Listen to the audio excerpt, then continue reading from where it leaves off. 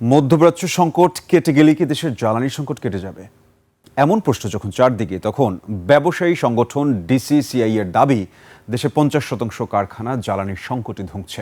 তাদের শঙ্কা, বিশ্ববাজারে ক্রেতা একবার হারিয়ে গেলে সেই বাজার ধরা কঠিন হয়ে যাবে। এমন বাস্তবতায় নবায়নযোগ্য জ্বালানিতে বাড়তি মনোযোগের পাশাপাশি শিল্প খাতকে জ্বালানিতে আত্মনির্ভরশীল হওয়ার পরামর্শ বিশ্লেষকদের। জ্বালানি পরিস্থিতি নিয়ে ঢাকা চেম্বারের আলোচনায় এসব শঙ্কা পরামর্শ উঠে আসে। সাদাত হাবিব বিষয়টি report. Lily ultrasoft serum gel, যা গভীর থেকে স্কিনে দেয় 3 গুণ সিরাম হাইড্রেশন। সিরাম জেল হাইড্রেশনে ব্রাইট থাকো সব সিজনে। চারিদিকেই যখন ইরান মার্কিন যুদ্ধের বিরতির আলাপ, তখন বাস্তবতা এই যে মধ্যপ্রাচ্যের নীল সাগরে যুদ্ধ আর কৌশলের ফাঁদে আটকে আছে বিভিন্ন দেশের জ্বালানি নিরাপত্তা। কোটি কোটি মানুষের শঙ্কা অর্থনীতির ধাক্কা সামলে টিকে থাকবার একটি নাজুক পরিস্থিতির মধ্যে দিয়ে যাচ্ছে।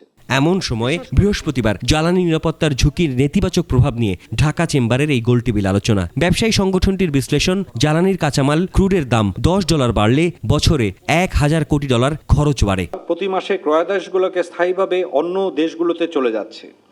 তৈরি পোশাক খাতের হারানো বাজার অংশীদারিত্ব একবার হাতছাড়া হয়ে গেলে পুনরায় দখল করা কাঠামোগতভাবে অত্যন্ত কঠিন। ব্যবসায়ীদের দাবি, দেশের মোট 50% কারখানা জ্বালানি সংকটে ধুঁকছে। বলেন, স্বল্প মেয়াদে জ্বালানির বাড়তি চাহিদা থাকা খাতগুলোর জন্য বাজেটে বিশেষ বরাদ্দ। রীতিমতন মাস্তানি করে আমি তেল বের করলাম। আমার বায়ার ছিল ফ্যাক্টরিতে, 3 বার ইলেকট্রিসিটি গেল। মৌসুমের সারের ক্রাইসিসটা, ওখানে আমাদের 6.5 লক্ষ মেট্রিক টন আমাদের লাগবে, কিন্তু আমাদের খাতে এখন মজুদ নাই।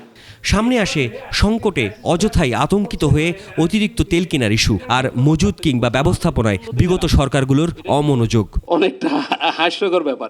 তো 15 দিন একটা দেশের জ্বালানি থাকা, এটা কিন্তু দাবি হলো এই যে এনার্জি সিকিউরিটির জন্য এনার্জি স্টোরেজ। অনেক কিছুই করার ছিল, বিগত সময়ে সচেতনভাবে সেটাকে এড়িয়ে যাওয়া হয়েছে। আমি বলছি না সবাই করছেন এটা, তেল নিয়ে বা ড্রেন আউট করে ওইটা তেলটা আবার বাইরে বিক্রি করছেন ঢাকা শহরের ভিতরে। জ্বালানি নিরাপত্তায় নবায়নযোগ্য জ্বালানি ইস্যু সহ বিকল্প উপায় নিয়েও আসে নানা পরামর্শ, পর্যবেক্ষণ। কম বেশি 40,000 কোটি টাকা ঘাটতি নিয়ে এই ইন্টারিম গভর্নমেন্ট দায়িত্ব নিয়েছিল, সেটা নিয়ে গেছে 63,000 কোটি টাকায় 1.5 বছর। আপনি যদি এই যেসব কথাগুলো হচ্ছে, if you rely on the government, উনি যেটা বললেন যে এই নিবেল আরএনজি উইল নট সার্ভাইভ, আপনারা সার্ভাইভ করতে পারবেন না। পুরো আলোচনায় বক্তারা নতুন সরকারকে দেশের ভিতরে তেল গ্যাস অনুসন্ধান কার্যক্রম বাড়ানোর পরামর্শ দেন। বড় ধরনের একটা জাম্প দেওয়া সম্ভব। সাদাত হাবিব, সেতু, 21 টেলিভিশন, ঢাকা।